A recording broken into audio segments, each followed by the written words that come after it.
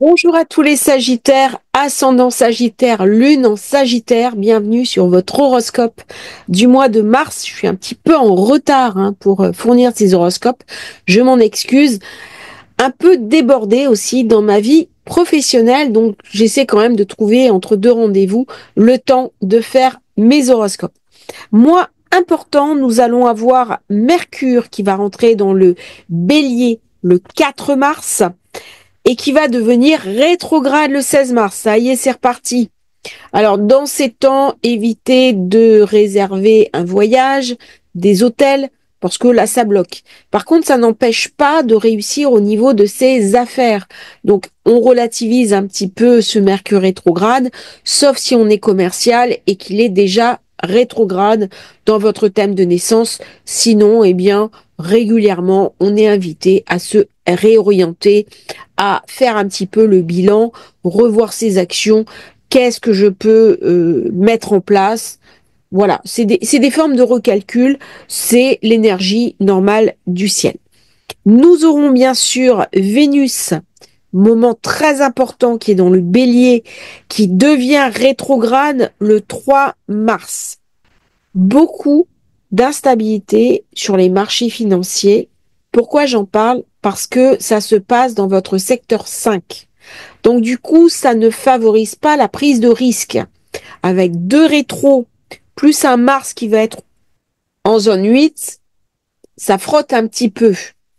Nous avons en plus 1er mars, Mercure qui est occulté, donc je n'ai pas les bonnes informations et j'ai du mal à prendre les bonnes décisions. Milieu du mois, on va avoir un petit peu ce chassé-croisé entre Mercure, Vénus, je t'aime moi non plus.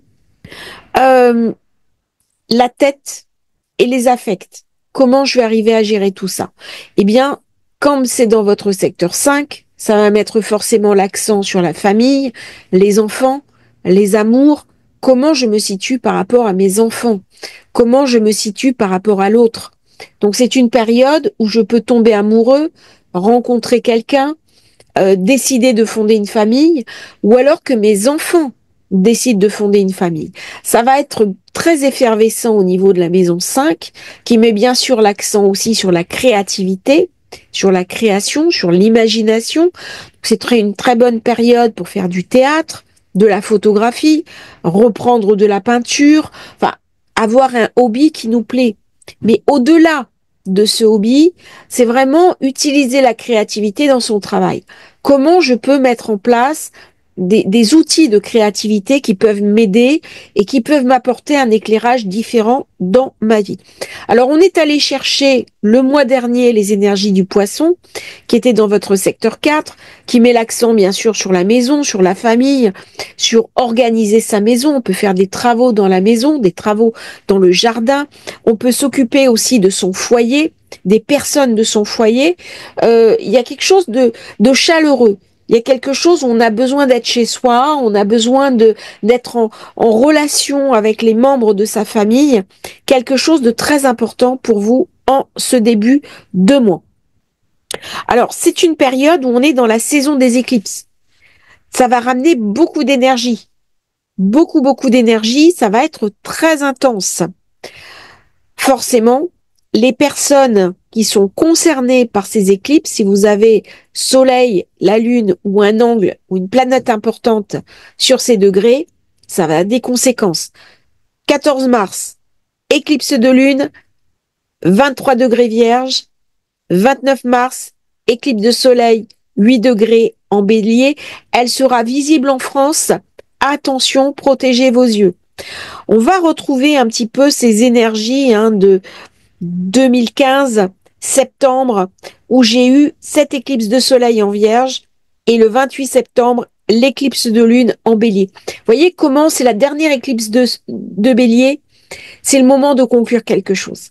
C'est le moment de finir quelque chose au niveau de la maison 5, au niveau des investissements. On revoit les choses. Au niveau de ses enfants, on passe à autre chose. Ça peut être des enfants qui quittent un petit peu le giron familial ou qui ont eux-mêmes l'envie de créer une famille, qui vont tomber amoureux, qui vont rencontrer quelqu'un. Il y a des pages qui se tournent très importantes pour vous, Sagittaire. Alors on passe maintenant à la première éclipse, pleine lune du mois de mars, dans le signe du Poisson. Elle met l'accent, bien sûr, sur le côté professionnel, sur le côté organisation du travail, comment je vais m'organiser. Là, il y a quelque chose à regarder parce que peut-être ma structure n'est plus adaptée à ce que je fais, à ce que je suis. Il peut y avoir des changements très importants dans mon travail. Soit mon travail ne me correspond plus parce qu'il n'est pas aligné avec une recherche philosophique qui est le sens de ma vie. Avec cet amas en Poisson, on a un besoin très important de définir ce qui est fondamental pour nous, ce qui est clé, et de stabiliser cela, de l'incarner dans la réalité. On va être aidé par Pluton, qui est la prise de conscience, Uranus, la mise en place de nouveaux protocoles, mais il y a quelque chose dans mon travail qui ne marche plus. Soit je travaille trop, soit je prends pas assez de temps pour moi, soit je ne suis pas assez payé, soit j'ai un poste de subalterne et ça ne me convient pas. Eh bien, c'est le moment pour faire le point. C'est le moment pour mettre Mercure aux commandes au moment où il va devenir rétrograde. Il va récupérer cette énergie de cette pleine lune où quelque chose m'est montré. Ça ne peut plus continuer comme ça. Là, on est dans de la restructuration. Restructuration de mes affaires, de ma carrière. Il y a des nouveaux projets qui arrivent et tout ça va devoir avoir une expression différente. Fin du mois, on est bien sûr toujours concerné par la maison, par le foyer. Alors la maison, c'est pris au sens large. La maison, c'est pris au sens large de la propriété de mon immobilier, de mon habitat, mais ça peut être aussi mon bureau et ça peut être aussi mon entreprise, mon activité.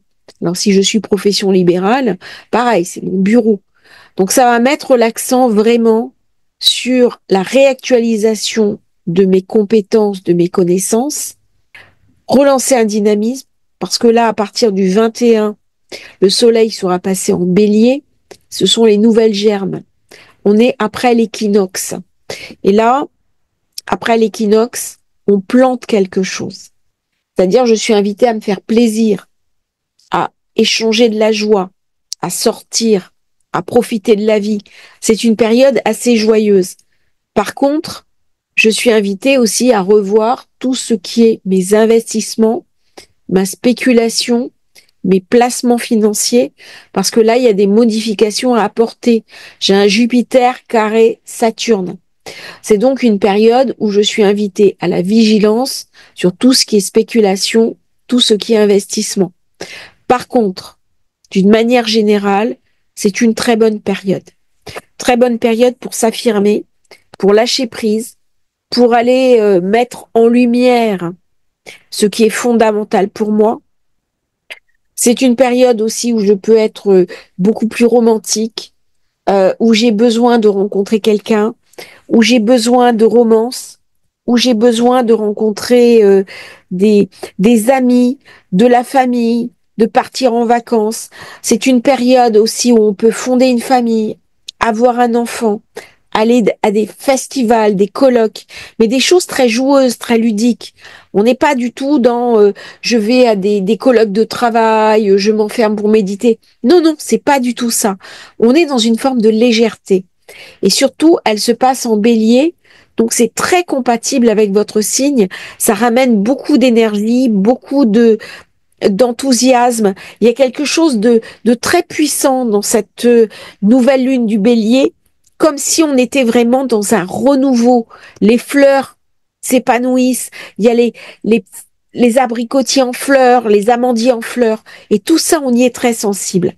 Et donc, il y a des nouveaux projets, il y a un nouveau dynamisme, même si financièrement, c'est pas aussi prospère que ce que je voudrais, mais ne vous laissez pas envahir par du pessimisme parce que ça reste un très beau moment de votre vie avec cette nouvelle lune, un nouveau projet, un nouveau recommencement sous le signe du dynamisme et de l'enthousiasme.